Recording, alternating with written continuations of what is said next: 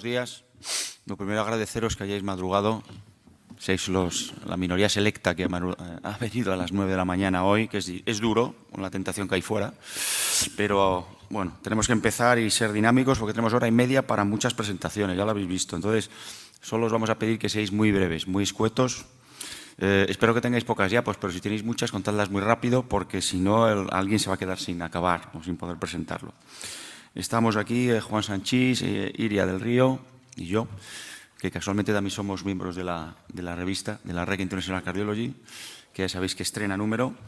Y bueno, lo primero que vamos a hacer es que Iria, que va a empezar, que nuestra directora editorial, va a hablar un poquito de la revista, porque muchos de estos estudios que presentáis esperemos que acaben publicados, si no a lo mejor como el artículo principal, como si generáis alguno secundario, porque el principal lo colocáis en el JAC, por ejemplo, pero esperemos que os acordéis de nosotros y de vuestra revista, que es vuestra, con estos estudios. Bueno, Iria, todo tuyo. Muchas gracias.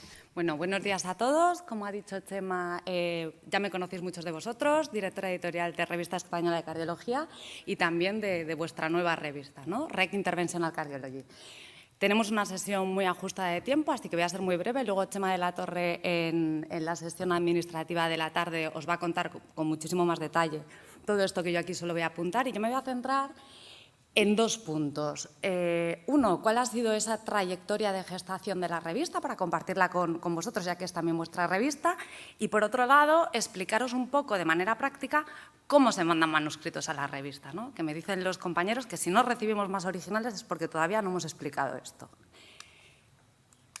Bueno, esto es un poco, si habéis liderado algún proyecto, que seguro que lo habéis hecho, esta es la curva natural del cambio y es también la curva que hemos ido viviendo en la revista. Desde que en mayo del año pasado nos reunimos con la sección y nos pusieron encima de la mesa pues este proyecto tan ilusionante de lanzar una nueva revista específica de intervencionismo. Y además nos pidieron que fuera bilingüe y que fuera de acceso totalmente abierto. Como os imaginaréis, pues no ha sido fácil, ha sido un reto. Hemos vivido pues, momentos en los que hemos tenido que tomar muchísimas decisiones, desde pues, cuál iba a ser el nombre de la revista, cómo iba a ser la maqueta, cómo íbamos a configurar los números, cuál iba a ser la tipología de los artículos que íbamos a incluir, comité editorial. Bueno, pues todas estas cuestiones que realmente no hay ningún manual que te lo explique, ¿no? Cómo hacer una revista biomédica. Hemos dedicado muchísimas horas, pero siempre con muchísima ilusión. Y, afortunadamente, ya en octubre del año pasado, en el Congreso de la SEC, pudimos presentar nuestro sistema de gestión de manuscritos y empezar a recibir pues, los primeros trabajos para valoración. En este sentido, muchas gracias a todos porque algunos de vosotros sois también evaluadores de la revista y la verdad es que hemos tenido unos tiempos de revisión que son un verdadero récord, 7 días de media. Y también hemos logrado involucrar a figuras importantes, a números 1 del intervencionismo a nivel mundial, que han colaborado con artículos de opinión para la revista.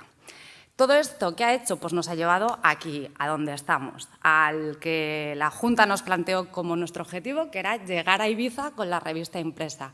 Supongo que habéis tenido todos ocasión de verla, está en las carteras del Congreso, tenemos también un stand fuera en la exposición comercial.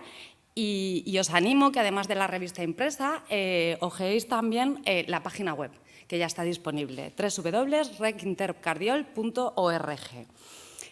También compartidla en redes, haced vuestros comentarios, lo que queráis. La revista se enmarca, como sabéis, si pasa la diapositiva, que no pasa.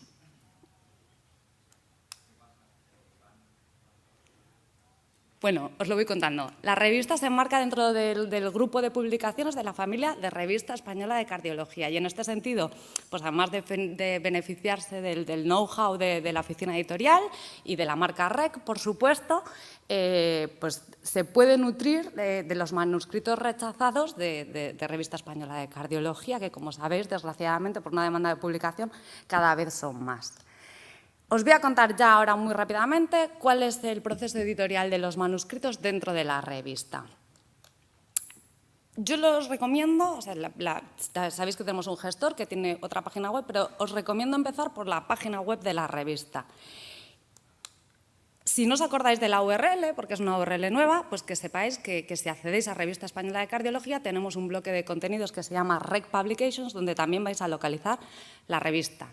Y ya como última opción tenéis también la posibilidad de acceder a través de la propia página web de la sección, donde tenéis también un espacio dedicado a la revista.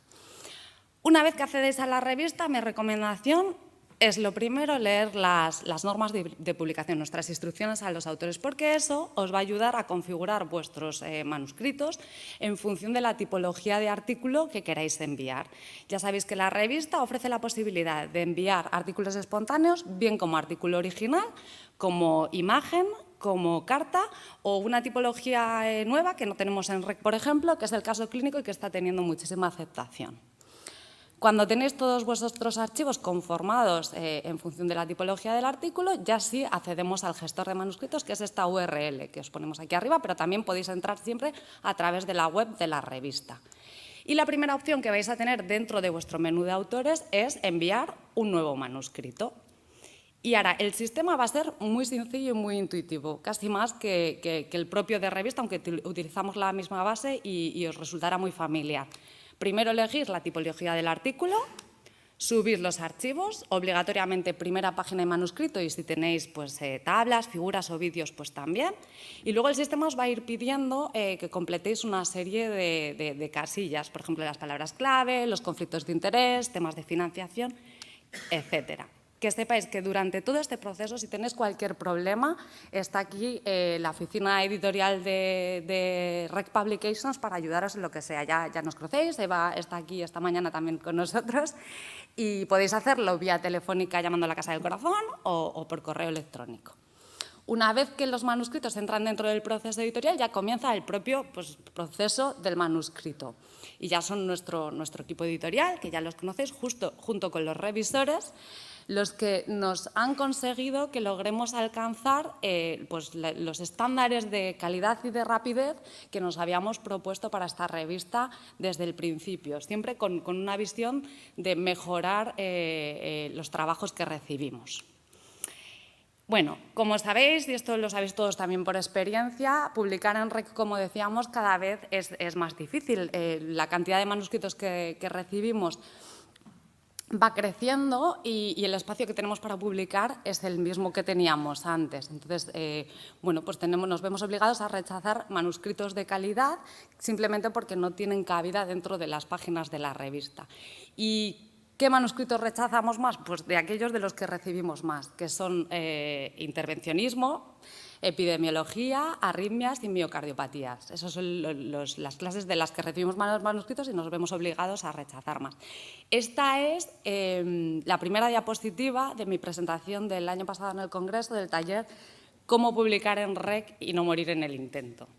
Y bueno, pues para que os hagáis una idea de la necesidad de crear una nueva cabecera específica de intervencionismo para poder dar salida con garantías de calidad a toda esa publicación. Y como ejemplo os traigo esta diapositiva, que yo creo que es muy gráfica. Desde que hemos empezado con el gestor de manuscritos, hemos ofrecido a autores de manuscritos rechazados en REC de intervencionismo que enviaran sus trabajos a nuestra revista. Y hemos hecho 76 de estas ofertas y positivas, pues ha habido una respuesta tímida. Hemos recibido 13 respuestas positivas. Yo creo que hasta ahora era difícil porque la revista era un proyecto, quizá no lo habíais podido ver físicamente, pero ahora ya pues es una realidad, ya lo habéis visto. Tenemos ya contenidos para el segundo número y empezaremos a publicar a Head of Print enseguida. Entonces, yo creo que entre todos, nuestra misión es un poco eso, intentar cambiar esta tendencia. Y, bueno, para terminar, nada más, contaros que esta ha sido nuestra trayectoria. Aquí es donde estamos ahora. Creo que nos tenemos que felicitar todos por lo que hemos conseguido. Pero todavía nos queda un largo camino que recorrer. Y aquí, pues, redundar en lo que ha dicho Chema al principio de la sesión, sí que os pedimos vuestra colaboración, que en los artículos que generéis pues tengáis a REC Interventional Cardiology en mente. Y nada más. Muchas gracias, Iria. Vamos a empezar con los registros o estudios de la sección. Os pedimos que os limitéis a los 5 minutos y si da tiempo haremos una pregunta por estudio directa con una respuesta lo más concreta posible. Empezamos por el registro Yauntavi, que va a presentar Pablo Avanzas. Bueno, buenos días. Nada, yo voy a ser muy breve. Este registro es un registro impulsado por el doctor César Morís, que sabéis que es el director del área del corazón, y la otra investigadora es Rocío Díaz, que es una cirujana cardíaca de nuestro centro. Entonces, el Yauntavi es el estudio de durabilidad de las prótesis aórticas transcatéter dirigidas al implante en pacientes jóvenes. Y la verdad es que el planteamiento del registro es muy sencillo. Básicamente, si os referís a este artículo que hicimos en colaboración con Córdoba y con Málaga, que es hacer un seguimiento a largo plazo de los pacientes que tenemos más antiguos, pues la filosofía del estudio es hacer lo mismo con una cohorte grande de pacientes y luego estratificar por edad, ¿no? Poniendo como punto de corte 80 años. Tenemos los datos de bajo riesgo, pero bueno, esto va más específico a pacientes jóvenes, que obviamente los que sean más antiguos, pues si acababan en TAVI era porque tenían unas comorbilidades mucho mayores, ¿no? Entonces, el objetivo, bueno, pues está abierto a que participe cualquier persona que esté interesada. El objetivo primario del estudio es evaluar los criterios de degeneración de las prótesis aórticas, estratificado por edad. Y los objetivos secundarios son el análisis de mortalidad y sus causas y la evolución clínica, considerando pues, la clase funcional. Hay una hoja de recogida de datos, habrá un CRF electrónico y de momento pues, hemos empezado por los centros internacionales que les lleva el papeleo más tiempo. Están confirmados Gemalgada y Wonkeum de Alemania, y nacionales, pues próximamente enviaremos una carta a todos para ver quién está interesado en participar. Es un estudio sencillo, ¿no? Yo creo que puede aportar datos interesantes. Muchas gracias. ¿Tenéis algún límite de edad inferior previsto o qué límite de edad inferior estimáis que puede por debajo? incluirse? Bueno, probablemente haya algún paciente que yo por lo menos recuerdo en nuestro centro y seguro que en los vuestros también, algún paciente muy joven que ya hace mucho tiempo pues se presenta y dice que no se quiere operar, ¿no? Yo recuerdo un caso concreto que era una persona de 50 años, se le dijo que no, que tenía que operarse y estuvo raca, no, que tal, y al final, bueno, pues se optó por poner la válvula, pero habrá casos de estos que probablemente tengan seguimiento amplio y sean jóvenes, sí. Sí. Muy bien. Bueno, tienes a continuación otra presentación, ¿no, Pablo? Sí.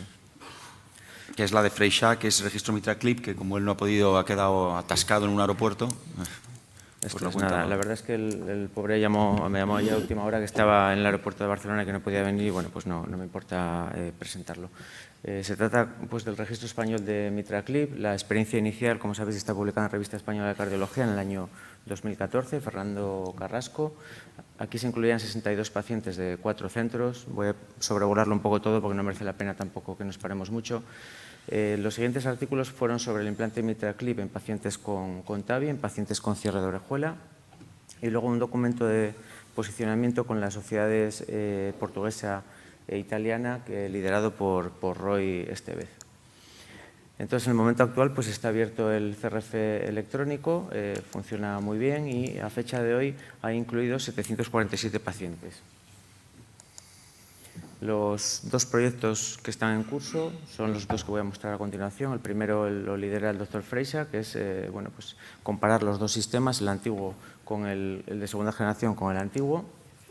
Este incluye 545 pacientes de 18 centros. Hay unos resultados que lo veréis, esperemos que nos lo acepten. Está en revisión mayor en Eurointervention. Y el siguiente registro, los siguientes datos están mandados a la Revista Española de Cardiología, que es pues todos los datos del registro estratificados por etiología de la insuficiencia mitral. Este lo lidera Isaac Pascual de mi hospital, de Oviedo. Aquí nuevamente participan 18 centros, hay incluidos 558 pacientes. Hay pues unos resultados. Hay un seguimiento ecocardiográfico bastante bueno. Y bueno, pues yo creo que como conclusión destacar que tenemos ya en el registro 747 pacientes, hay 2 proyectos enviados a revistas, hay posibilidades de realizar múltiples estudios, cualquiera que quiera hacer una propuesta, pues a través del comité se hace la propuesta. Yo creo que las cosas más favorables que tiene es que está contratado un estadístico específico para el análisis de datos, cosa que es de agradecer porque te facilita muchísimo, ¿no? Muchísimo, pues además funciona muy bien, necesito esto, te manda las tablas, necesito esta gráfica, te manda la gráfica, ¿no? Esto es importante. La plataforma de registro se puede utilizar como base de datos local y, bueno, pues esto es una afirmación que es así. El registro español puede ser que en breve sea el registro de MitraClip más extenso del mundo, ¿no? Entonces, bueno, pues os animamos a todos los que estáis poniendo MitraClips pues a participar y a incluir pacientes. La verdad es que fue muy poquito a poco, pero ahora, bueno, pues ya veis que hay un porcentaje de pacientes ya incluido muy alto. Entonces, nada, muchas gracias y cualquier cosa que queráis, pues cualquiera de nosotros, especialmente, bueno, pues al doctor Freixa, que no ha podido estar hoy con nosotros. Muchas gracias.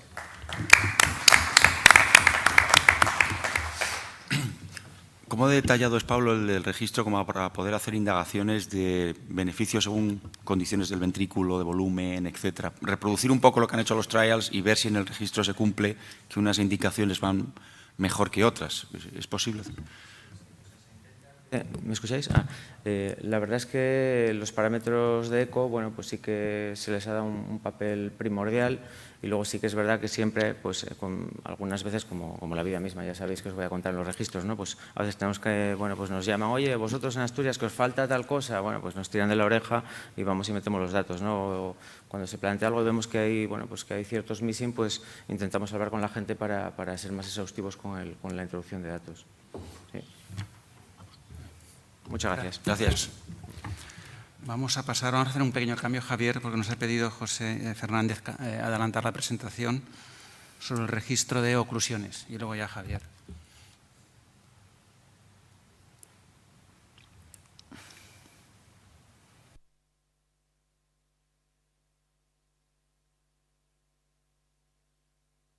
Muchas gracias. Bueno, esta no es...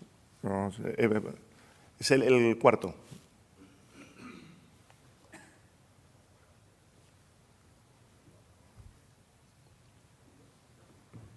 Ahí. Bueno, voy a comentar rápidamente el registro ibérico de oclusiones, que este año pues lo hemos denominado Rebeco. Ya sabéis que los coordinadores somos Ignacio y yo.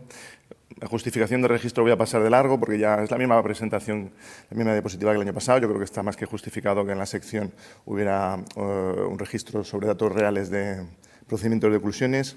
Objetivos del registro no solo no queremos hacer no solo un registro al uso pues de obtener toda la información y publicación, sino que también nuestra intención era crear un grupo de colaboración, un grupo de trabajo, digamos, sobre estos procedimientos que son, tienen sus características especiales, digamos. Y, bueno, pues yo creo que estamos obteniendo bastante fruto de este grupo. Hace poco se ha publicado el registro, se publicó hace unos meses online y ahora ya lo tenemos publicado en la REC. También, aprovechando el inicio de REC Interventional Cardiology, hemos enviado también este artículo sobre el procedimiento en pacientes trasplantados cardíacos, que está pendiente de publicarse. Este año también hemos actualizado la plataforma de registro. Es una plataforma que creemos que es más ágil, es mucho más sencilla para sacar los datos, datos filtrados y más útil. Y, bueno, y ahora mismo tenemos varios proyectos de investigación. Estos son proyectos que los responsables y, digamos, los que lo han propuesto son la gente que está colaborando en el registro. Ahora mismo tenemos este proyecto que ha propuesto Alfonso Jurado, que es comparar con los pacientes del registro el resultado de stents muy largos o stents solapados en estos procedimientos. Este otro proyecto que también lo tenemos en marcha, que también Pablo Salinas lo ha propuesto, que es utilizar, digamos, el registro que ya tenemos en marzo de este año, ya teníamos 1.500 pacientes, pues utilizar el registro para, digamos, validar los diferentes scores que hay de predictivos de los procedimientos de oclusión. También queremos hacer algo, pues colaborar, digamos, hacer algo de docencia. Ignacio ha puesto en marcha la Academia CTO en Valladolid. Y tenemos en marcha el que va a ser el primer manual de CTO en español, donde van a colaborar muchos de vosotros, los digamos, los hemodinamistas más experimentados en este tipo de procedimientos y que, bueno, ahora mismo estamos en revisión y maquetación del libro y yo creo, bueno, es un proyecto interesante. Y nada, animaros a que os incorporéis al equipo, contactando con Ignacio, conmigo y, bueno, pues nada más. Muchas gracias. Muchas gracias. Una pregunta. En los registros en general se tienden a infrarreportar las complicaciones y esto en un registro de oclusiones es crucial, saber exactamente las complicaciones que pueden ocurrir. ¿Tenéis alguna medida prevista para garantizar que todas las complicaciones que ocurran se van a identificar y reportar? Bueno, o sea, ahora mismo no tenemos, digamos, no estamos haciendo un seguimiento muy detallado o no, digamos, no estamos haciendo una inspección de los datos porque no tenemos esa capacidad. Nuestra intención es, pues en un futuro breve, en un futuro cercano, poder, digamos, hacer una revisión de los datos y estar más en contacto con los centros para que los datos sean, digamos, tengan más coherentes y tengan más fuerza, ¿no? Pero bueno, ahora mismo o sea, no podemos asegurar que se esté reportando con las complicaciones. Bueno, pasamos ahora sí a RIPS. Javier Cuesta. Dentro del programa de estudios liderado por Fernando Alfonso, RIPS, nos van a contar nuevos proyectos o direcciones. Buenos días. Bueno, voy a intentar ser breve y comentaros cómo está la situación de los estudios RIPS que tenemos ahora ya prácticamente cerrados para presentar resultados. Yo soy Javier Cuesta del Hospital de la Princesa. El primero es el RIPS6 Scoring, que es un registro multicéntrico, es una continuación del estudio RIPS6, que os recuerdo que es el implante de dispositivo Absor en pacientes con restenosis intra-stent, tanto bare metal como stent farmacoactivo, en el que, bueno, pues en base a varios estudios los datos decían que la predilatación con balón de corte podía ser beneficiosa en el tratamiento de la restenosis, pues nos animamos a seguir con el registro y lo que hicimos fue, pues eso, prolongar el RIPS6, implante de Absor en pacientes con restenosis, predilatación con balón de corte. El objetivo primario es un objetivo angiográfico con el diámetro luminal mínimo al seguimiento y varios objetivos clínicos. Participaron un total de 13 centros, se incluyeron un total de 109 pacientes. La finalización de la inclusión fue en septiembre del 2017, que fue pues, básicamente cuando el Absor salió del mercado, y el seguimiento clínico anual y angiográfico lo hemos finalizado a finales del año 2018. Al final, este es el flujo de pacientes. Tenemos 220 pacientes con Absor implantados en tratamiento con restenosis y hemos podido dividirlos en dos grupos, una predilatación convencional y una predilatación con balón de corte, con lo cual tenemos pues, bueno, prácticamente 110 pacientes en cada grupo y no os puedo presentar los resultados porque los vamos a presentar en un par de semanas como late breaking trials en el PCR y próximamente esperamos que sea aceptado porque lo hemos mandado también para publicación y que sea aceptado en alguna revista. Y también muy rápidamente el RIPS7, que es un registro también en el que han participado varios centros nacionales. Es un registro que tratamos de estudiar cuál es la evolución de las restenosis de estos dispositivos vasculares bioabsorbibles que se han puesto en los últimos años. La inclusión lo hemos finalizado en diciembre del 2018. El objetivo primario va a ser un objetivo clínico de muerte cardíaca, infarto y TLR y varios objetivos secundarios de todas estas variables. Y finalmente hemos podido incluir 120 pacientes con restenosis de dispositivos, la mayoría de Absor, pero también tenemos algún pequeño porcentaje de otros dispositivos absorbibles. 23 centros y esperamos presentar los resultados en los próximos congresos y próximamente en alguna revista. Y nada más, esto es todo lo que queríamos decir. Muchas gracias. Muy bien, Javier. Yo solo, ya que está Fernando ahí, una propuesta, porque ahora, claro, se habla de restenosis, pero son animales muy diferentes. La restenosis porneo íntima, que aparece en el primer año, y la restenosis porneo ateroma, que te aparece a los 2 años, 3, y que vamos a verlas más porque ahora el DS es el 100%. Yo la propuesta que os hago es una aleatorización estratificada tras hacer OCT y aleatorizar a balón de fármaco DES en función de la histología, para hacer el primer estudio que valore cómo tratar dos cosas que son muy diferentes, ¿no? Totalmente de acuerdo. Seguro que ya lo ha pensado Sí. aquí, doctor Fernández. Ya lo hemos comentado. Es verdad que es más complejo de hacer el estudio, pero yo creo que sería lo ideal y probablemente es lo que tenemos que hacer, ¿no? Es prueba de imagen y en función del tipo de restenosis elegir el mejor tratamiento. Yo creo que por ahí deberían seguir los próximos estudios. Seguro que lo haréis. Gracias. El siguiente registro es registro DOCACI, que va a presentar Javier Colea. Aquí nos disculpamos porque le hemos colado varios y él también tiene prisa.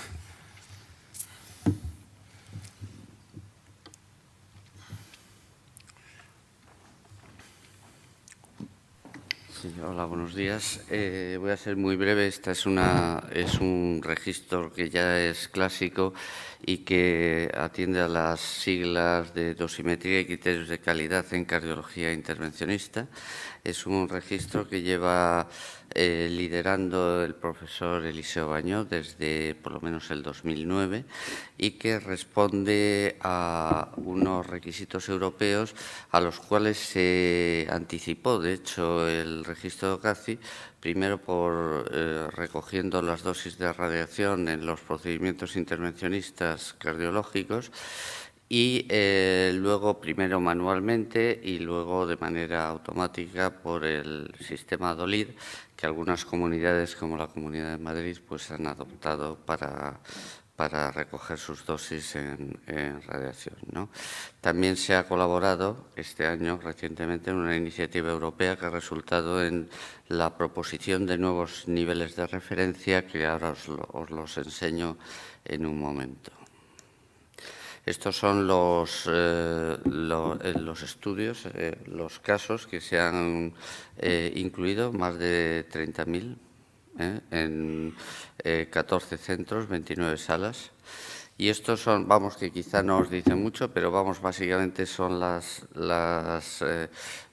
métricas, como dicen en inglés, los parámetros que se han analizado, el PDA, el kerma de referencia, el tiempo de fluoroscopio, número de series y número de imágenes.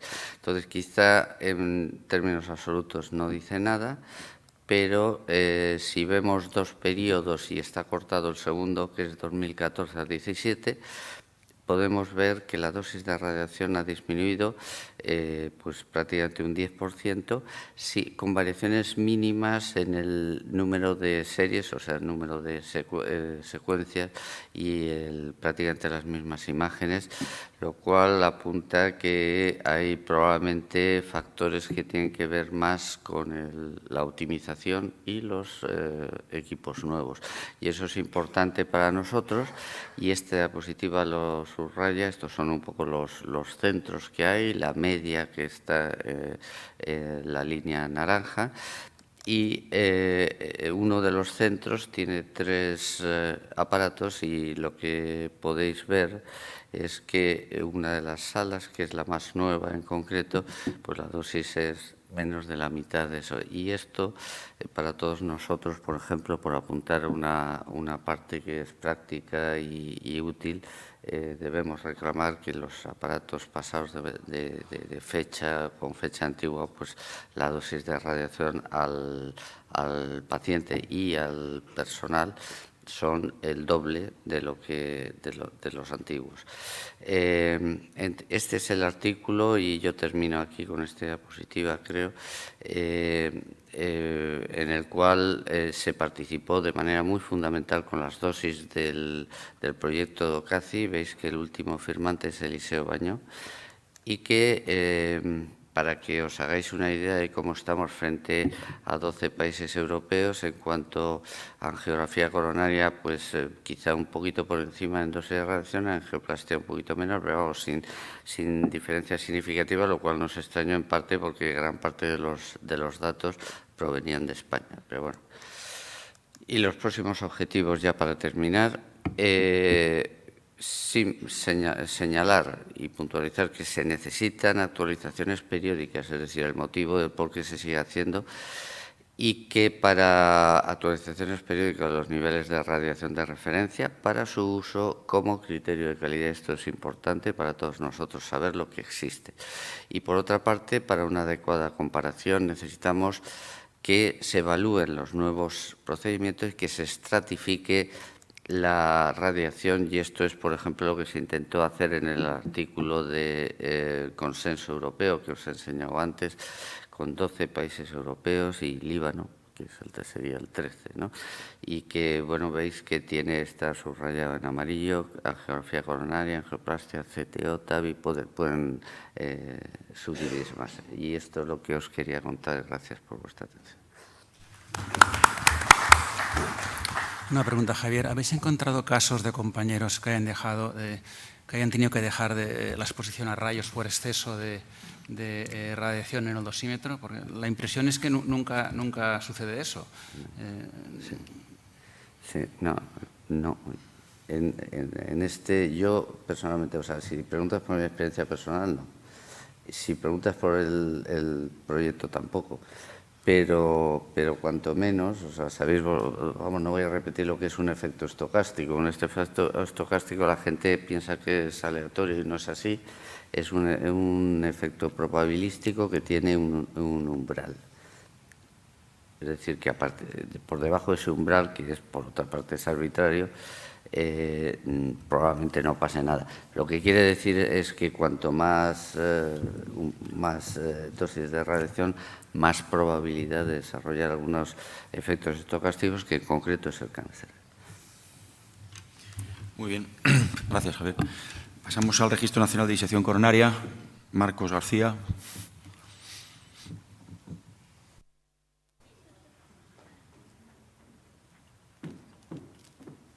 Muy buenas, soy Marcos García del Hospital de la Princesa. Antes de nada, pues muchas gracias por darnos la oportunidad de presentar el registro aquí. Bueno, ya sabéis que hasta hace pocos años, pues la verdad es que la disección coronaria espontánea era un tema que le interesaba a unos cuantos cardiólogos muy contados. Pero es verdad que a lo largo de los últimos años, a lo largo de los últimos 5 o 7 años, pues sobre todo basado en evidencia que ha surgido de registros, sobre todo retrospectivos, alguno prospectivo, sobre todo en Norteamérica, en la serie americana de la Mayo y la serie canadiense, pues la verdad es que ha cobrado mucho interés, mucha ciencia y mucha publicación alrededor de este tema. Y lo más importante es que esa evidencia pues, ha modificado un poquito el conocimiento que teníamos de la enfermedad. Pues nuestra idea ya en el año 2015 fue pues, intentar iniciar un registro prospectivo a nivel nacional de pacientes con disección coronaria espontánea. La idea era pues, ejercer también de centro coordinador y también hacer un análisis a nivel angiográfico y de estudios de imagen intracoronaria, y desde 2015, desde junio de 2015, que se presentó hace 4 años en la sección, en la reunión, pues seguimos todavía activos y estamos todavía incluyendo pacientes. A día casi de hoy, a finales de abril, pues hay 31 centros que estáis colaborando con nosotros y tenemos un total de 372 pacientes incluidos a día de hoy en el registro. Para este registro pues, se diseñó una hoja dedicada en un cuaderno de recogida de datos y un modelo de consentimiento informado que fue aprobado en su día antes de iniciarse por el CEIM local nuestro, en nuestro hospital, y que se ha extendido al resto de centros que están colaborando. Esto es un poco pues, el desglose de los centros que estáis a día de hoy incluyendo pacientes, y en la esquina superior derecha pues, veis un poco el ranking de aquellos centros que han incluido 20 o más pacientes en el registro, entre los cuales pues, os encontráis muchos de vosotros. Y tenemos probablemente en las próximas semanas el primer corte que hicimos de 318 pacientes que hemos analizado las características clínicas, también el core lab angiográfico y el manejo, y tenemos los datos completos de manejo y evolución hospitalaria, que con suerte en unas semanas pues, os podremos contar ya los resultados y se mandarán para para que esperemos que se puedan publicar. Y en el momento actual, pues las prioridades del registro son principalmente dos, que es pues conseguir, sobre todo, os demandaremos, nos pondremos un poquito más pesados en cuanto a recibir, que nos mandéis los estudios de imagen intracoronaria, tanto de OCT como de IBUS, y sobre todo ya centrarnos también, después de este primer paper, pues en la actualización de los seguimientos de los pacientes, un poco ya para tener eventos en el seguimiento de esta corte que tenemos ya. Y también, pues probablemente en unas semanas os podamos dar alguna novedad sobre un poco cuál es la dirección. Sabéis que Fernando pues es el coordinador a nivel nacional del futuro Registro Europeo de Disección Coronaria Espontánea que coordina David Adlan a nivel de Europa. Y pues estamos también un poco trabajando en ver un poco cómo podemos integrar pues tanto la corte que sería para estos pacientes que tenemos, pues para la corte retrospectiva del Registro Europeo, y también ver un poco pues cómo podemos facilitar las cosas a los centros para poder coordinar los pacientes prospectivos dentro del Registro Europeo. Y en principio, pues nada más. Aquí tenéis la dirección del registro. Podéis, si estáis interesados, aquellos centros que todavía no os hayáis animado, pues sabéis que podéis hablar conmigo, con Fernando, y estaremos encantados de intentar ayudaros para que podamos colaborar en un proyecto que yo creo que es un proyecto interesante y que vamos a obtener datos muy interesantes que os contaremos próximamente. Nada más. Muchas gracias. Ayer me acordaba de vuestro estudio cuando presentaste el registro canadiense, ¿no?, de 700 y pico. La verdad es que estos registros están bien porque es una patología en la que no hay evidencias, cada uno está haciendo lo que siente que tiene que hacer, pero hacen falta registros potentes que sean capaces de incluso generar comparaciones de perfiles muy similares de pacientes tratados de forma distinta. Porque, por ejemplo, no sabemos cuánta antiagregación, si hay que darles o no, doble, meses, el tema de los stents, cómo van, la recurrencia. Y luego otra cosa es, se habla mucho del aspecto mecanístico, pero también sería interesante tener un biobanco de estos pacientes para ver si hay parámetros en su metabolismo colagénico, etcétera, que puedan indicar personas que pueden tener riesgo. Por ejemplo, veíamos ayer que son mujeres de edad media. Tienen más riesgo luego también de hemorragia cerebral por disecciones, de subarachnoideas, por ejemplo, en el futuro. Pueden desarrollar problemas, seguimientos a 20 años, 25. Son muchas las cosas, muchos interrogantes en este tema, ¿no? Sí, de lo que hablas, es verdad que hay muchísimas respuestas todavía que no tenemos, y el tema de biobanco y de muestras, etcétera, es cierto que estamos haciendo algo a nivel local, y la idea del registro europeo, si no me engaño, es que la idea sería en esos pacientes, por lo menos en los prospectivos, sí que intentar conseguir muestras pues un poco para nosotros a nivel local. Sí que tenemos un proyecto pues para analizar patrones inflamatorios, patrones de activación y de expresión de microRNAs, pero bueno, por ahora son proyectos muy pivotales, muy pequeños, pero bueno, que probablemente nos arrojen datos interesantes.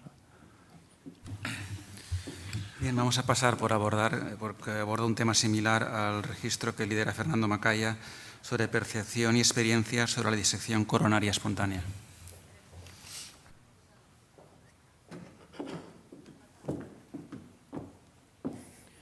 El título encuesta. Bueno, esto es una encuesta. Es una encuesta que hice en colaboración con los colegas y bueno, venía a cuento de lo comentado, la emergente importancia que está ganando esta patología poco conocida, el creciente número de publicaciones, la salida de documentos de consenso y guías clínicas, y la aparición de grandes registros, que es el canadiense y el español comentado. Los métodos son muy sencillos. Fue un formulario que revisamos entre los colaboradores. Fue elaborado con 24 preguntas.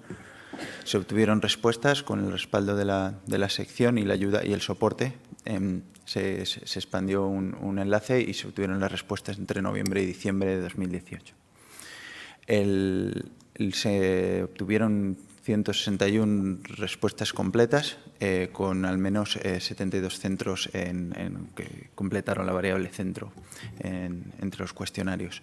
Y nada, solamente comentar alguna respuesta que me pareció interesante. como fue esta. La mayoría de los encuestados pues, reportó que el patrón angiográfico más reconocido de la disección espontánea era el patrón denominado tipo 2 o adelgazamiento del calibre difuso, que es causado por el hematoma intramural, ¿no? Que compromete la luz del vaso. Esto coincide con la literatura también.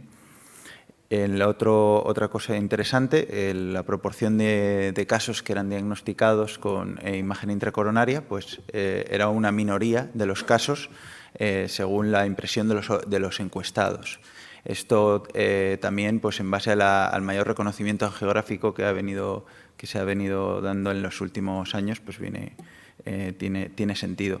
También en el papel del TAC coronario, pues una proporción importante de los encuestados reportaba que lo empleaba para seguimiento de casos con lesiones con disecciones de alto riesgo que quedaban sin tratar y también para hacer controles angiográficos rutinarios en estos pacientes, tratando de ser menos invasivos.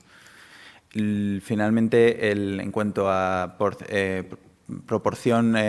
impresión de proporción de pacientes manejados de forma invasiva, pues una minoría en azul, del 10 a 20% era la impresión que reportaban los encuestados en la mayoría de los casos, lo cual va también a colación con la preferencia actual de manejo de estos pacientes.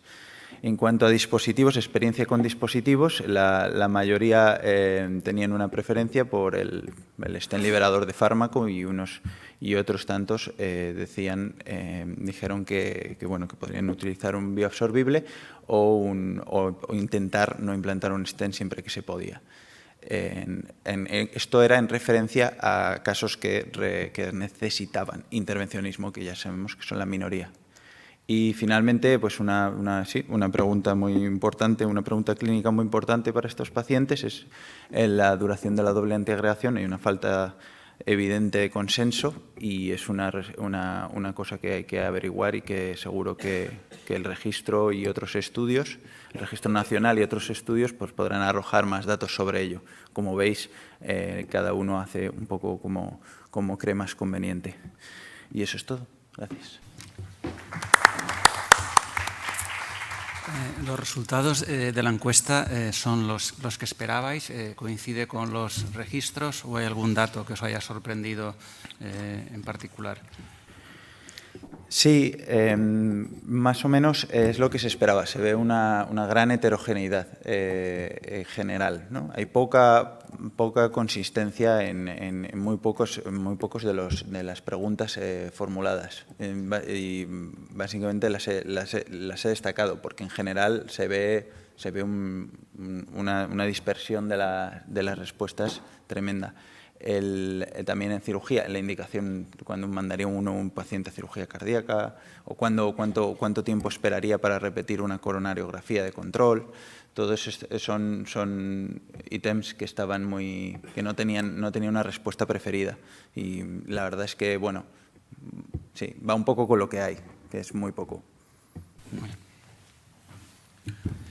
Sí. A continuación, Chema va a presentar el ilitro.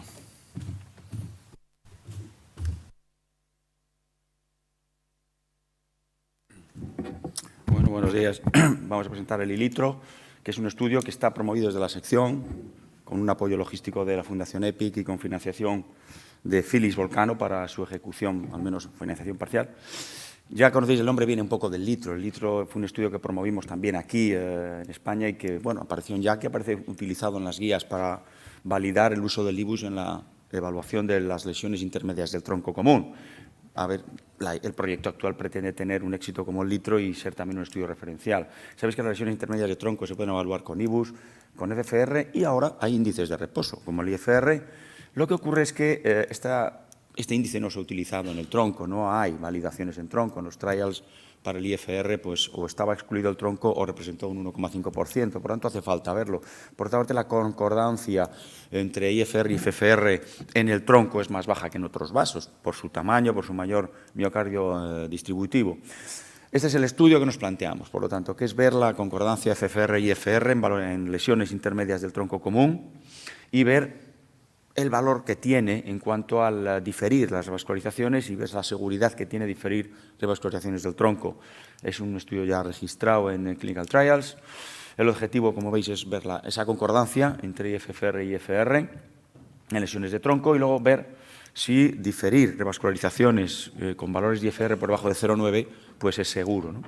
Los criterios son lesiones intermedias de tronco común y las exclusiones, pues las clásicas, tronco protegido, lesión del tronco que sea potencialmente culpable de un síndrome coronario agudo, por tanto lesión inestable, enfermedad, poca esperanza de vida, etcétera, ¿no?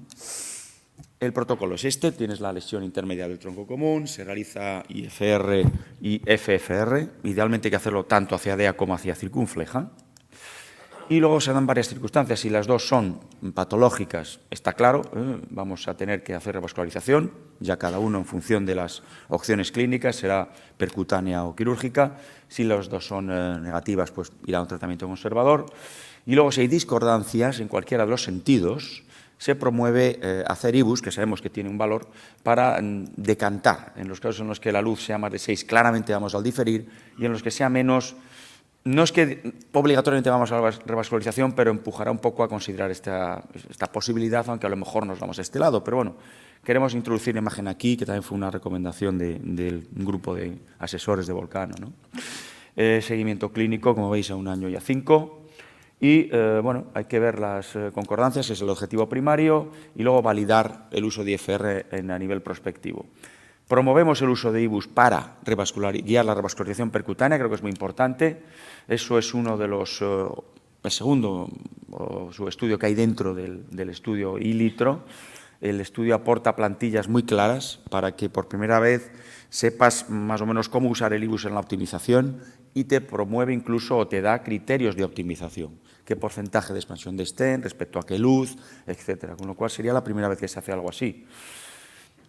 Un ejemplo de un caso incluido, veis ahí una lesión intermedia de tronco, se ve aquí, bueno, pues se ve, hicimos, y nosotros en Valdecilla estamos haciendo IBUS a todos, no solamente, nos salimos un poco del protocolo de hacer, que recomendaba hacer IBUS cuando hay discordancia, nosotros hacemos IBUS sistemáticamente a cualquier tronco y luego le hacemos IFR y FFR tanto hacia DEA como hacia CX y veis que en este caso fueron negativas concordantemente en ambos vasos y la luz era de más de 6, no se hizo nada.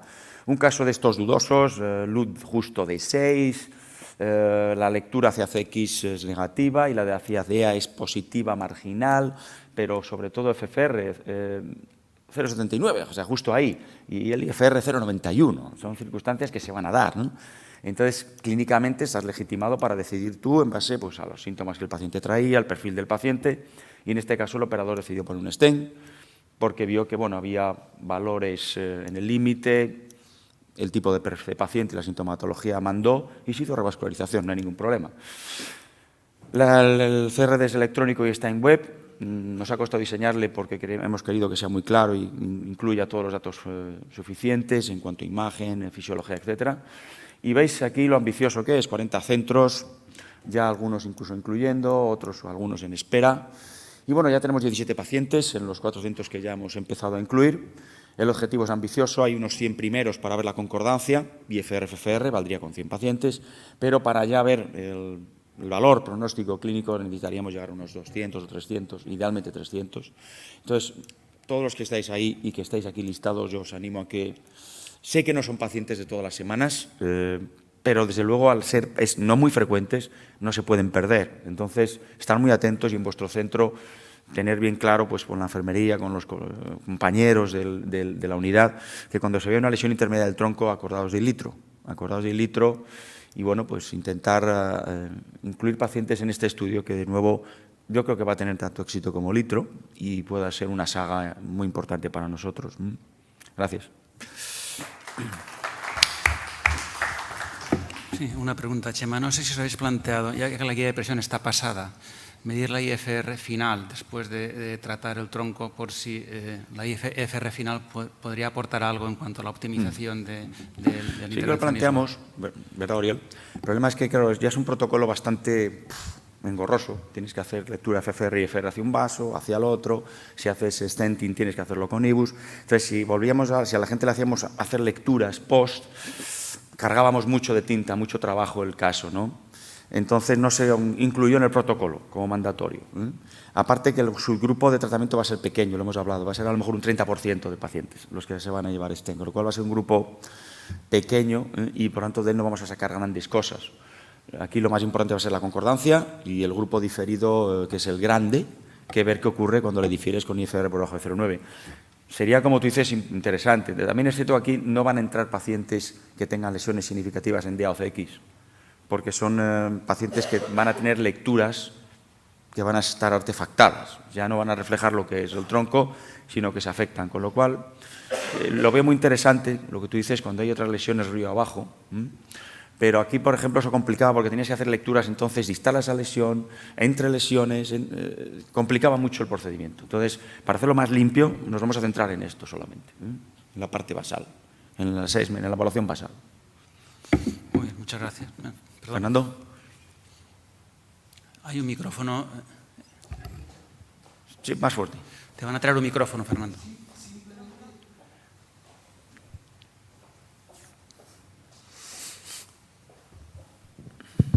Yo voy a dar la razón a mi amigo Juan. Es decir, todo lo que tú dices está muy bien, pero ¿qué cuesta poner 2 variables más en la base de datos y el que vaya metiendo los datos el post lo tenéis? No, sí, nosotros encantados, cuanto más cosas mejor. Ya te digo, yo hago IBUS a todos, por ejemplo, pero decidimos no ponerlo como mandatorio, porque claro, por costos también. Que tenga post, sí. FFR o IFR, una variable, ponerlo, y luego que tienes 30 casos, no te vale. Que tienes 150, pues a lo mejor sacas cosas interesantes, pero no pierdes nada. Se puede proponer, estamos en fase inicial, de estos 17 solo se ha puesto stent, creo que en 3 o 4, entonces se puede incorporar. Ya digo que a lo mejor vamos a tener el problema de que la gente ya te va a decir que bastante es, que ha hecho antes lecturas dobles en los 2 vasos, etcétera, pero se puede incorporar, Oriol, el que se hagan, ya que está la guía de presión en la mesa, tras la optimización final del stenting, que se haga lectura de nuevo en DA y CX con FFR e IFR. Como estamos todavía incluso en fase de calentamiento inicial, se han incluido pocos, se puede considerar. Muy bien, gracias. El siguiente estudio, angioplastia en pacientes anticoagulados, que lidera Juan Gabriel Córdoba Soriano.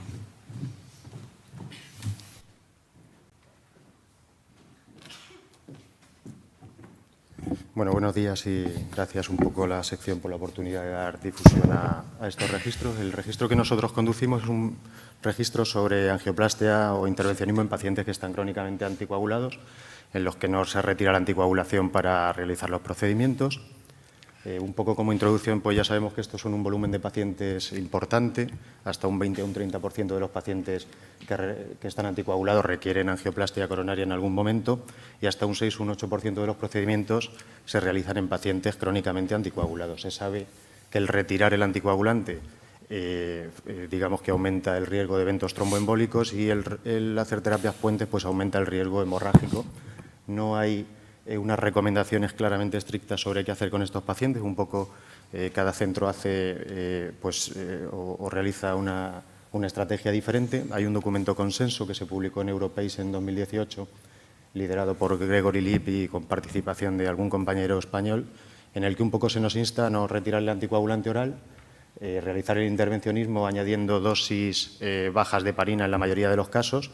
Quizá el único caso en el que recomiendan interrumpir el anticoagulante es en la enfermedad coronaria estable y en pacientes con anticoagulantes directos y luego pues utilizar estrategias que reduzcan el riesgo de sangrado. Nosotros llevamos tiempo haciendo ya pues digamos los diagnósticos sin retirada de la anticoagulación oral, incluso de forma ambulatoria. Vimos que esta estrategia pues era segura, nos planteamos dar el salto a hacer la angioplastia.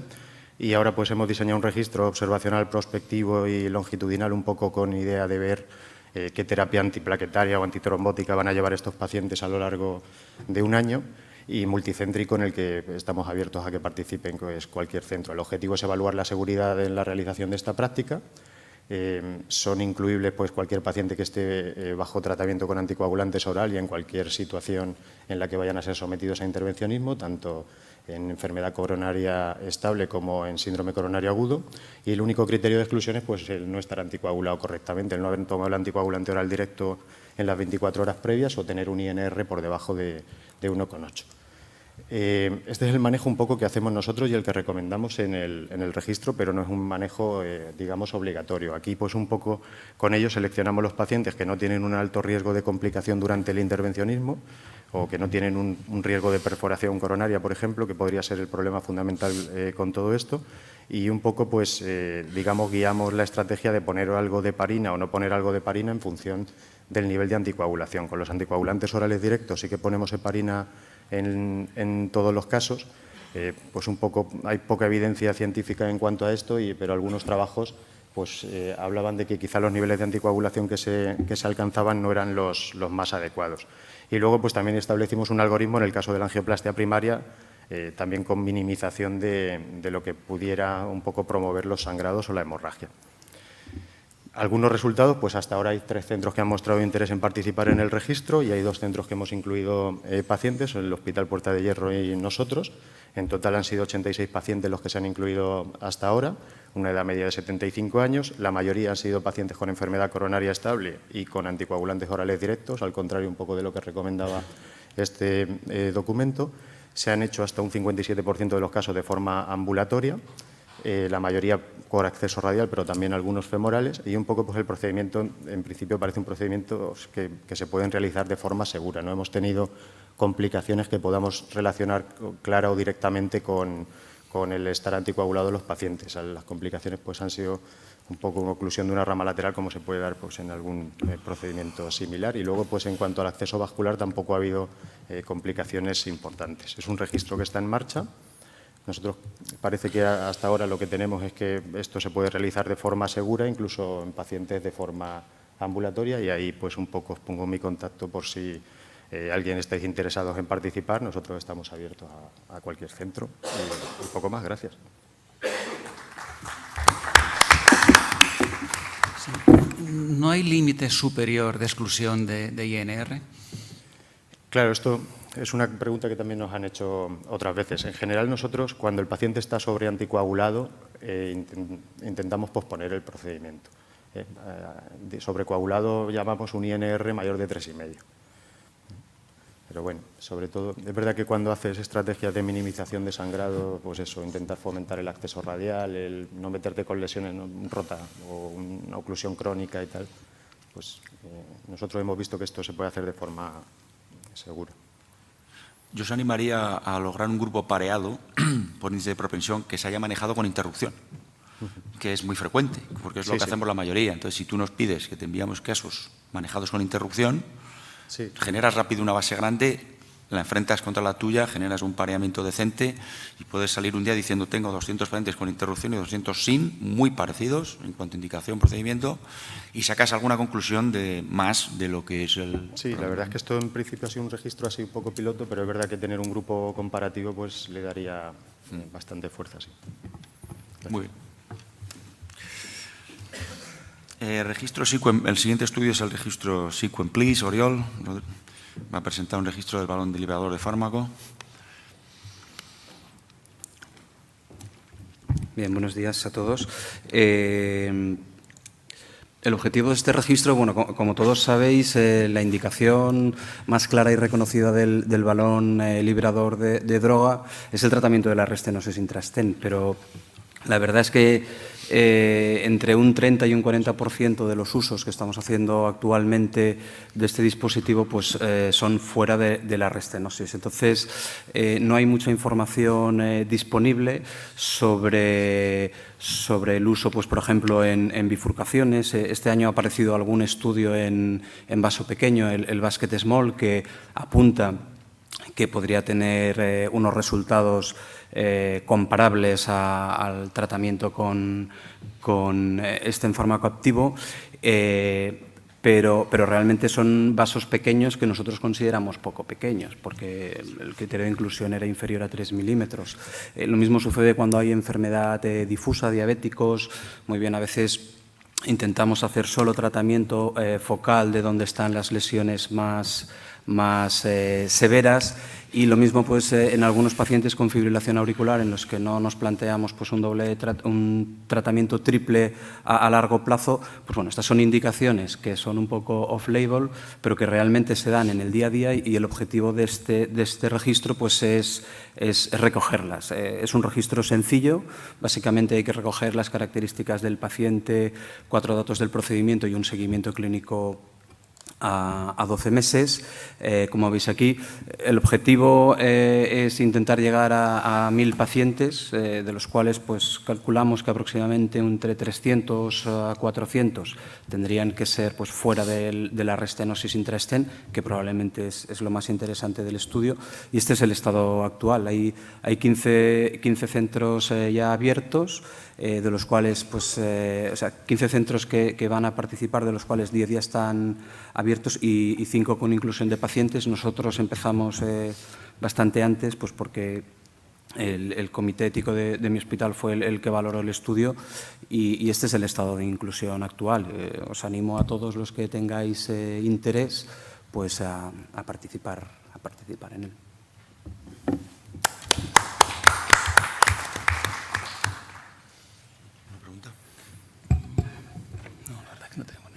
No tenemos ninguna pregunta. Nos has dejado totalmente convencidos. No, sí que es verdad que al final lo utilizamos para muchas cosas. A lo mejor son 3 o 4 indicaciones, pero sí que sería bonito, igual que se ha hecho con la encuesta en disección, ver para qué y cómo se está usando el balón de fármaco, ¿no? También tienes datos procedimentales de si se está utilizando siempre después de, no sé, con balones de corte, si se está utilizando después de técnicas de modificación de placas, si se está utilizando imagen. Imagen, sí, todo eso está recogido. En su uso o no, ¿verdad? Sí. Muy bien. Gracias. Pues nada, Juan, te toca. Juan Sanchís nos va a hablar del Moscafrel.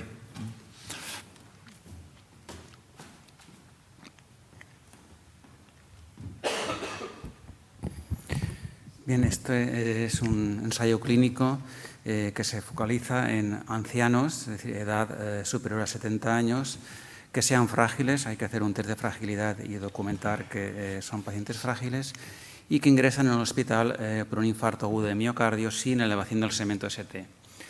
Estos enfermos se aleatorizan a una estrategia invasiva que consiste en un cateterismo rutinario, o a una estrategia conservadora que implica de entrada tratamiento médico, pero en caso de una mala evolución clínica se permite el crossover a un cateterismo cardíaco. El diseño del estudio se publicó recientemente en la Revista Española de Cardiología.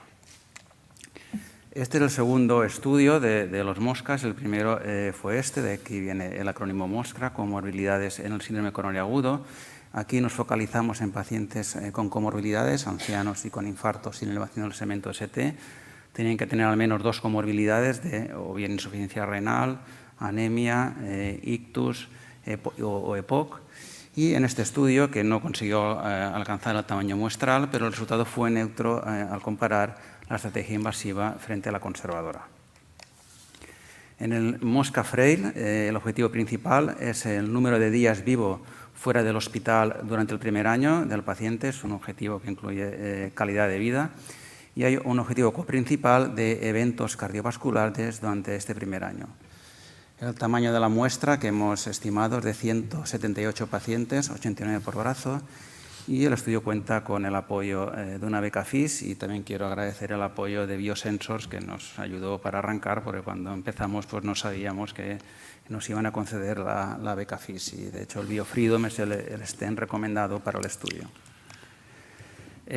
Comenzamos en octubre de 2017. El año pasado, en la reunión de la sección en Gijón, comenté que teníamos 40 pacientes reclutados, y tengo la satisfacción de que en este año, 11 meses, hemos pasado a 125 pacientes reclutados.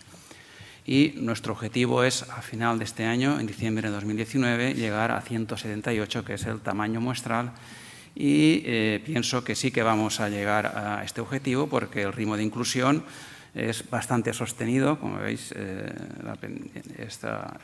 se mantiene y estamos reclutando aproximadamente 8 pacientes por mes de forma mantenida. Con este ritmo, pues pienso que en diciembre de 2019 llegaremos a completar todo el reclutamiento. Estos son los hospitales que están incluyendo pacientes, a los que tengo que agradecer su esfuerzo, porque es un estudio difícil, es difícil incluir pacientes. En primer lugar, porque no hay tantos frágiles. En un estudio previo vimos que ancianos frágiles que ingresen por síndrome coronario agudo son 1/3 de los ancianos que ingresan en el hospital. Además, no todos van a las salas de cardiología, algunos van a medicina interna y pocos van a la unidad coronaria, que es quizá el lugar donde nosotros tenemos mejores conexiones. Una vez identificado el paciente, es difícil también que consienta entrar en un ensayo clínico por razones de edad, la fragilidad, la familia pues, es reticente a incluir en ensayos ese tipo de pacientes. Y el tercer obstáculo es vencer al cardiólogo clínico, que en estos enfermos pues, tiene, por sus intuiciones, no por ninguna evidencia, pero por sus intuiciones, pues, tiene como 2 posturas diferentes. En algunos casos consideran el cateterismo como un exceso terapéutico, cuando realmente un cateterismo por vía radial no es una prueba excesivamente agresiva. Y en otros casos consideran pues, que no es ético negarle el cateterismo rutinario, cuando realmente no hay ningún dato en la literatura que indique que en los frágiles se debe aplicar rutinariamente una estrategia invasiva. Superando estas dificultades, pues espero que el año que viene en la reunión de la sección pueda decir que hemos completado ya el reclutamiento de todos los pacientes e incluso tener algún resultado. Muchas gracias. Sin duda alguna, Juan, es muy pertinente porque ese tipo de pacientes los vamos a ver más y más y más, pero como tú dices, la gente está muy motivada por percepciones a priori, ¿no? De decir, necesariamente le tiene que venir bien el cateterismo, y la otra es, en este tipo de paciente, mejor no hacer nada, porque sí, porque lo creo yo que es mejor no hacer nada, etc. Esto influye en el diseño, porque supongo que os ha inspirado una no inferioridad del conservador respecto al agresivo, o buscáis la superioridad de la invasiva respecto al... Sí, el diseño es de superioridad del invasivo respecto al conservador. Hay 2 filosofías aquí, que dijeras, voy a demostrar que el conservador es no inferior, que sería un espíritu más clínico, más conservador, y otro, superioridad al invasivo. Y la superioridad al invasivo, hombre, espero que con ese número de pacientes, sí que son pacientes que se mueren y tienen muchos eventos. También van a tener mucha mortalidad no cardíaca, mucho evento no cardíaco, no cardiovascular. Entonces, eso también cuenta, ¿no? A la hora de... Sí, posiblemente el diseño de no inferioridad hubiera sido mejor, pero también hubiera implicado un tamaño de la muestra superior y es muy difícil reclutar estos pacientes. Sí, pero estoy de acuerdo contigo. Yo el único riesgo que veo es que esas percepciones induzcan un sesgo de selección, en el sentido de que tú metas a randomizar al paciente que crees que no necesita tanto el cateterismo, con lo cual si no le toca, me refiero a las 2 percepciones, el que cree mucho en el invasivo te va a meter pacientes de escasez de muy bajo riesgo, para que si no le toca el cate no se pierda nada, y eso puede sesgar un poquito el estudio. Y luego el que es muy frágil, muy malito, el paciente no le mete, porque si le toca el cate, cree que no es ético. Entonces, puede haber un sesgo. Lo bueno es que se compensen y al final tengas pacientes centrados, que no tengan ni fragilidad extrema, ni sean escasez potentes que realmente hubieran necesitado cate. Sí. Nosotros lo que transmitimos al clínico es que si tiene percepciones que no evidencias y a veces no sabe bien qué hacer, una solución es meterlo en el ensayo clínico, se aleatoriza y ya está. El paciente realmente de compleja decisión, que es el que quieres responder. Le salvas del apuro de decidir. Claro, y es el que quieres además responder, o el que quieres averiguar. Muy bien.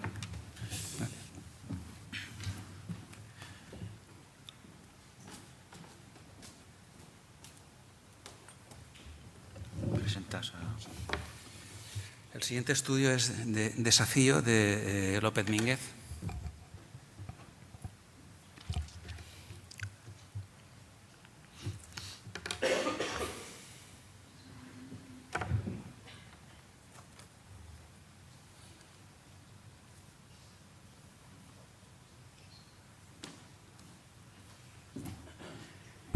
¿Qué tal? Buenos días. Bueno, el registro de desafío lo presentamos ya el año pasado, también en los registros de la sección. En principio es el cierre de orejuela izquierda en pacientes que están en fibrilación auricular y precisan implante de este fármaco activo. El nombre, que viene de las siglas en inglés que veis ahí debajo, this implantation, patient atrial fibrillation followed by LA occlusion device, realmente está muy bien puesto porque es un auténtico desafío arrancar este estudio. A mí me parece que el estudio tiene un interés enorme, sin embargo estamos topando con algunas dificultades logísticas que yo voy a aprovechar este escenario para intentar resolver. En principio, la justificación del estudio se basa en el problema clínico que todos sabéis. Es verdad que con los NACO hay ahora una tendencia como de que hay una estrategia más simple, quizás más segura, de un NACO con CLOPI. En el sentido, estos estudios lo que dicen es que 2 cosas sangran menos que 3, lo cual es lógico y está bien, y a expensas de apenas no pagar un precio en los eventos tromboembólicos. Si bien esto, cuando se leen los estudios, tampoco está aceptado al 100%, ya que siempre hay una penalización a favor del grupo que tiene, el grupo que tiene menos tratamiento antitrombótico, si bien las diferencias no alcanzan significación. De todas maneras, estos estudios, el más largo, que es el de 2 años del Pioneer, pues los sangrados importantes y los abandonos están por encima del 20% en ambas estrategias, el sangrado y el abandono. Y además muchos de estos pacientes tienen un riesgo alto trombótico definido como tener alguna de estas variables, estén en tronco, estén en DEA proximal, en bifurcación, trombosis previa del estén, estén superpuestos o IM recurrentes, que esto realmente nosotros en la clínica diaria lo vemos con cierta frecuencia.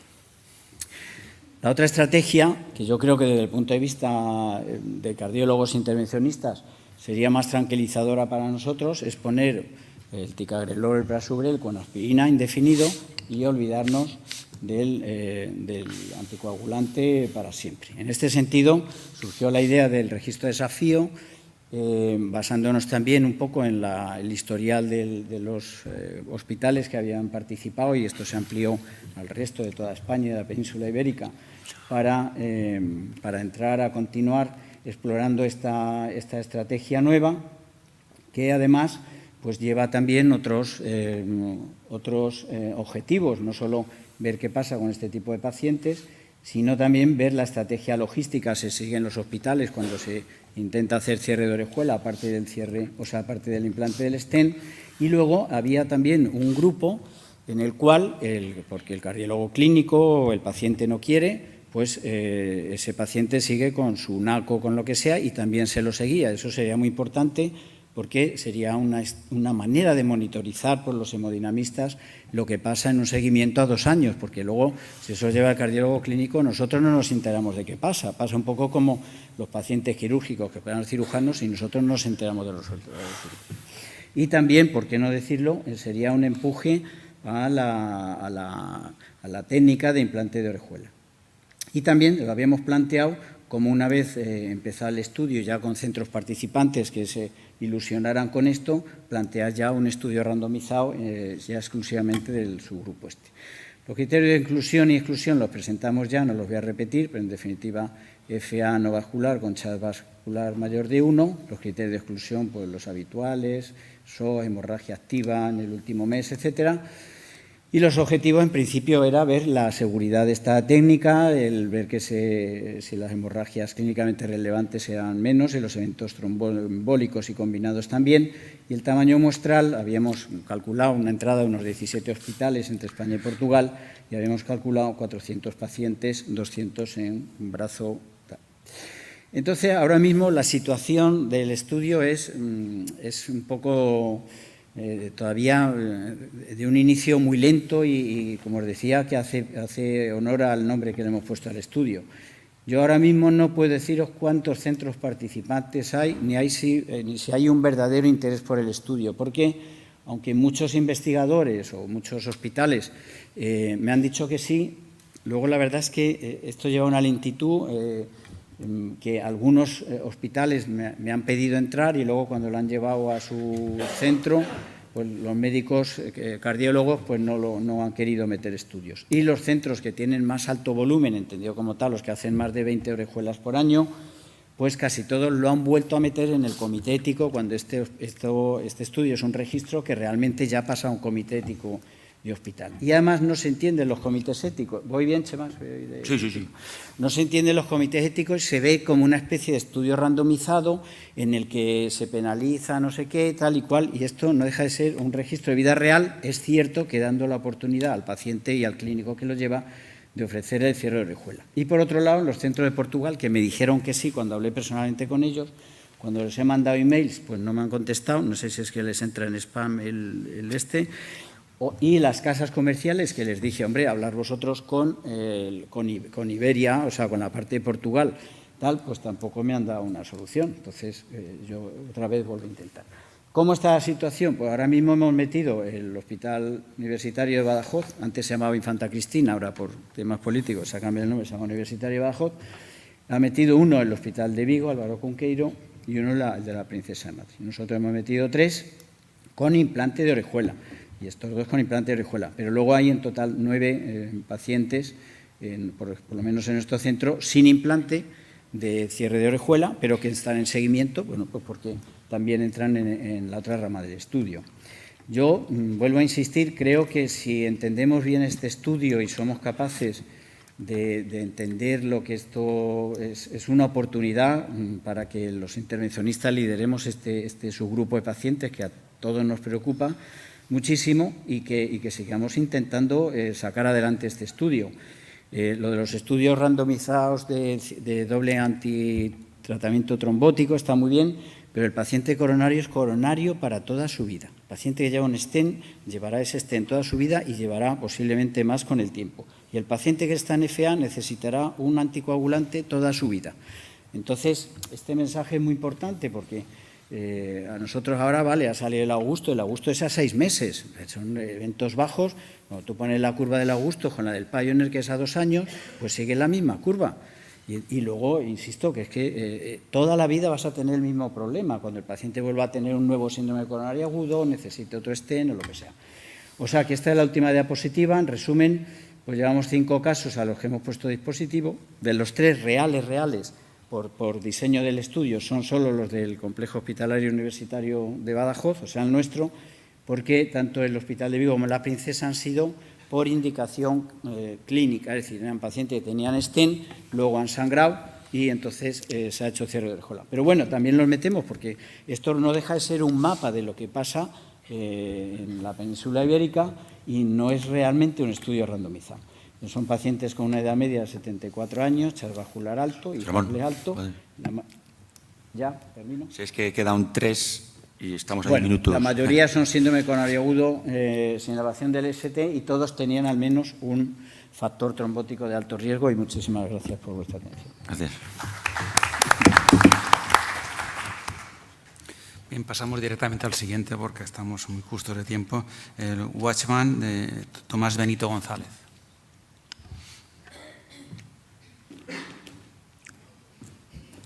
Bueno, buenos días a todos.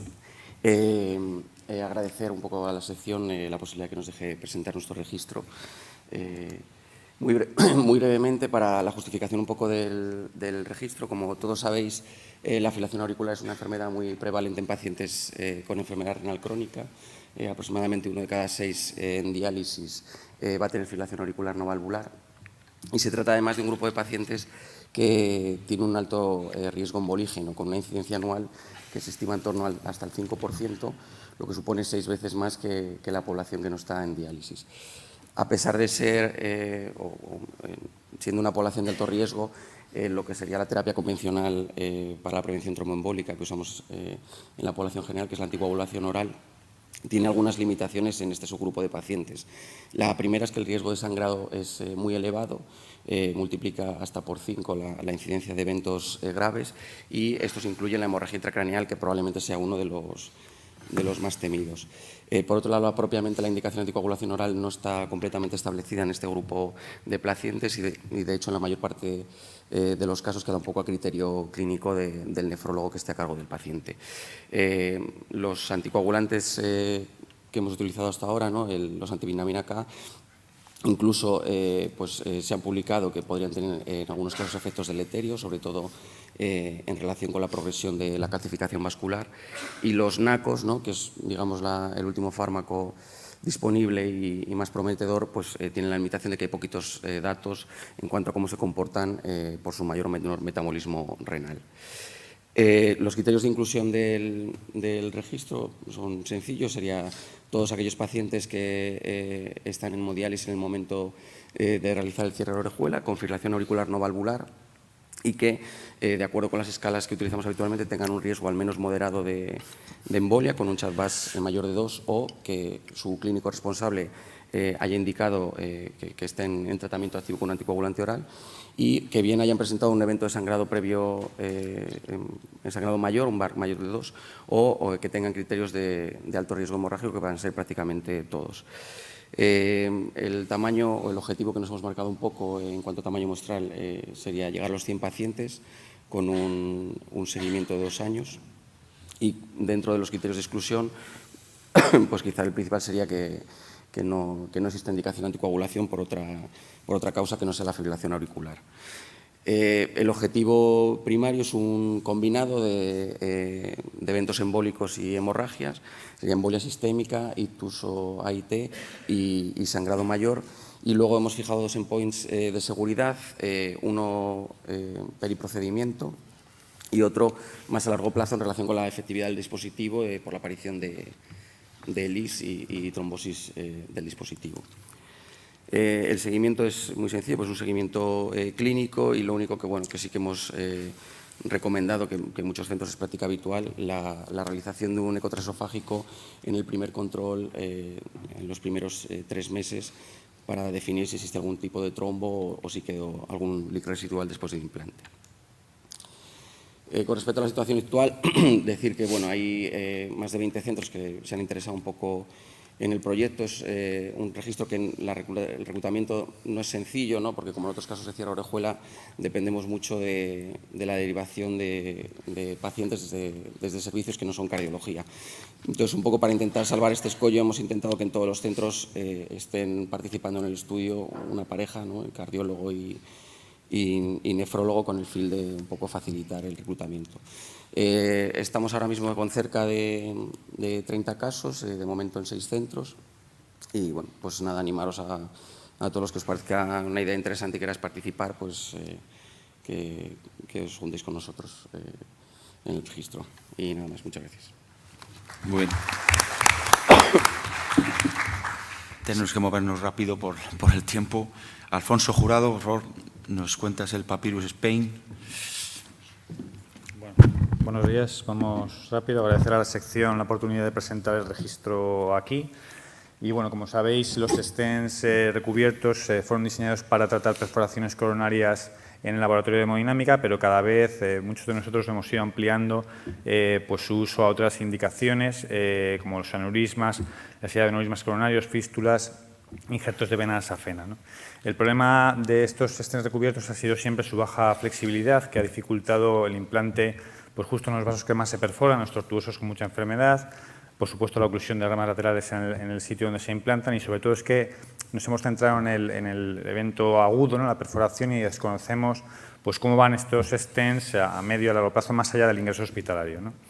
La limitación de la baja flexibilidad se ha solucionado en parte con el nuevo diseño del stent Papyrus, que es un stent de cromo cobalto en vez de acero inoxidable con un recubrimiento de poliuretano, que bueno, ha mejorado claramente, como sabéis, el perfil de cruce hasta en un 25% y la flexibilidad hasta en un 50%.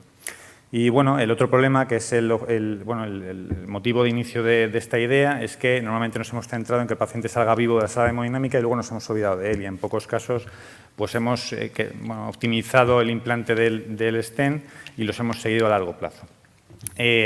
Más allá de que saliera esta idea, pues se ha publicado este registro, que es el único que hay a largo plazo de los stents recubiertos, en el que lo comparan, bueno, una inclusión de 2005 a 2018, 300 stents recubiertos que comparan contra 300.000 convencionales, y como no puede ser de otra forma, pues los eventos son mayores en los recubiertos, porque bueno, los pacientes no son comparables, ¿no? Y esto lo hemos escrito en la revista, que tiene todas estas limitaciones, ¿no? Los stents recubiertos se usaron en diferentes escenarios y no se dice qué tipo de stent recubiertos se usó en cada escenario.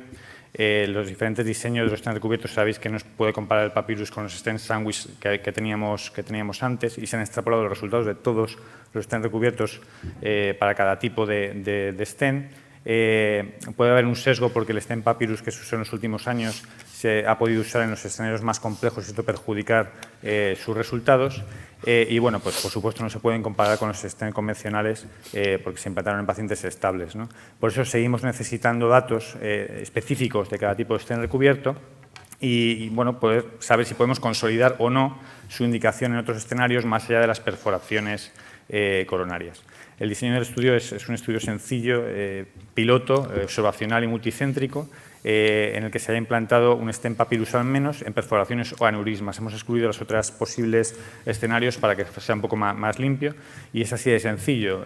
Podéis participar si habéis implantado algún papyrus en estas dos indicaciones y el paciente se puede seguir a un año.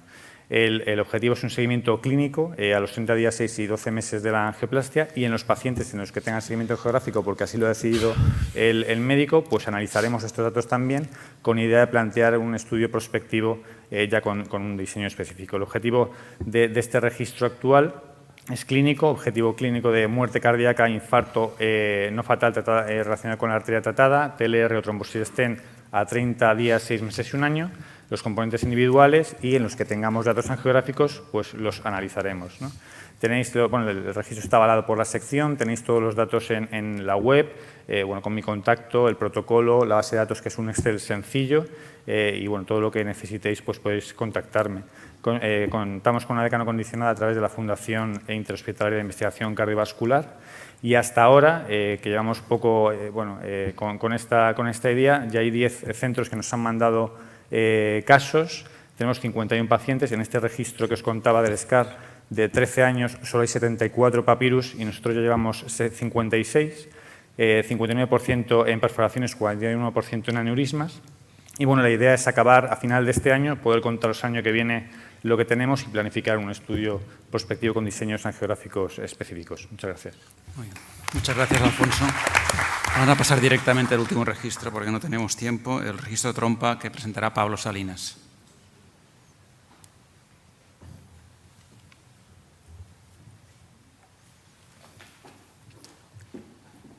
Buenos días. Muchas gracias por estar aquí rodeado de tanta ciencia nacional. Qué interesante. Yo vengo a proponeros colaboración porque, bueno, como ya sabéis seguramente, después del infarto y el ictus, el TEP es el último síndrome trombótico que todavía está tratado con trombolíticos, tiene alta prevalencia y en el perfil de moderado, alto y alto riesgo pues tiene bastante mortalidad. Hay varios hospitales, muchos, que ya están manejándose con códigos TEP emergentes y heterogéneos entre sí. Hay escenarios de competencia entre hemodinámica y radiología intervencionista, entre unidad coronaria, entre UCI. Y la verdad es que ahora mismo hay mucha heterogeneidad de técnicas y materiales. Hay mucha disgregación de experiencia y evidencia. Y nosotros empezamos a hacer procedimientos y pronto nos dimos cuenta que no somos suficientes, ¿no? O sea, un solo centro hoy en día es muy difícil que llegue a una N razonable. Intentamos hacerlo bien, iniciamos un registro enviando un protocolo al comité ético y con una base de datos web. Y bueno, lo cierto es que en un año hemos reclutado 22 pacientes. Yo creo que es un escenario ideal para un registro. El número de pacientes por centro hoy en día es reducido, pero sin embargo, si conseguimos una N pues, superior a 200, es competitiva. Es competitiva para publicaciones a nivel internacional. Incluso se podrían explorar los endpoints y las Ns para un futuro ensayo clínico randomizado de intervencionismo frente a terapia médica. ¿Cuál sería el protocolo que ofrecemos? La inclusión sería prospectiva, desde luego, y tendrían que ser TEP agudos o subagudos en los primeros 7 días del proceso y de moderado a alto riesgo. Es decir, una PSI 3-4, de manera muy sencilla, TEPs que tengan marcadores positivos, troponina o BNP y una ratio de ventrículo derecho, ventrículo izquierdo superior a 1. Luego, cada centro, aunque nosotros ofrecemos nuestro protocolo y sería muy útil que fuera coherente, pues queremos que sea pragmático y que cada hospital siga haciendo lo que estaba haciendo. Entonces, Habrá un brazo de intervencionismo que, por ejemplo, nosotros en nuestro centro lo hacemos en pacientes con contraindicaciones o con alto riesgo para trombolisis, y sí que hay datos que evidencian eso, aunque no estén en guías, pero hay muchos datos. Y luego habrá un brazo de tratamiento médico, que sería el control, y que creo que es importante porque es el tratamiento estándar y bueno, pues ahora mismo la heparina y la fibrinolisis es la indicación clase 1. El objetivo principal, lo hemos planteado a corto plazo, a 3 meses, y de todos esos que veis ahí, yo creo que lo más importante es la parte de abajo, es la parte funcional. La supervivencia en el TEP tiene una curva muy exponencial, es decir, los casos muy graves tienen mortalidades de hasta el 50%, pero en cuanto bajas un poquito el estrato de gravedad ya baja bastante. Entonces es difícil ver mejoría de supervivencia respecto al tratamiento médico. Sin embargo, está poco explorada la parte funcional. Creemos que un endpoint cuantitativo como el test de la marcha de 6 minutos puede ser muy útil, y hay test de calidad de vida específicos del TEP que se puede obtener mejoría si conseguimos hacer una suficiente N para tener un grupo intervencionista y un grupo control. Por supuesto, habría otros objetivos secundarios, seguimiento a 1 año y muchos subestudios. Por ejemplo, nosotros estamos haciendo uno de strain con eco. La logística es favorable, puesto que ya ha pasado nuestro CI, que está funcionando, y actuaríamos como CI de referencia. Lo que haríamos es una ampliación de centros, y mediante el dictamen único pues sería relativamente fácil. Y tenemos una base de datos online que ya está operativa, que la hicimos con PInvestiga y que es modificable. Lo que tendríamos que hacer es un upgrade a estudio multicéntrico y quizás modificar algunas variables para acomodarnos a los centros, ¿no? Por ejemplo, pues la troponina, ¿no? Que hay diferentes ensayos, pues habría que a lo mejor que calibrarla, poner el umbral de corte de cada centro, etcétera. Pero es algo que ya se podría empezar de forma ágil. Y un poco la logística sería esta. La situación ahora mismo, pues hay 22 pacientes que hemos incluido nosotros. Pues el plan sería invitar ahora a centros. Yo tengo contactos ya más o menos con unos 10 centros, pero os invito activamente a participar en esto. Sé que muchos lo estáis haciendo.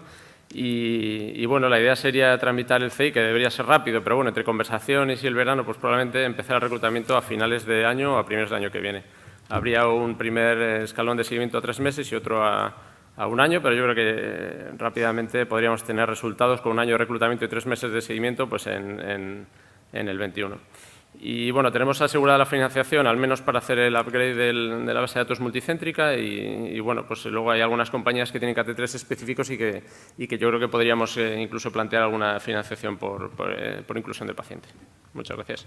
Aquí está mi correo. Vamos mal de tiempo, pero una pregunta muy rápida y una respuesta rápida, si es posible, que el tema puede ser largo. ¿Nos va a caer el código TEP al código infarto, que estamos ya desbordados de trabajo?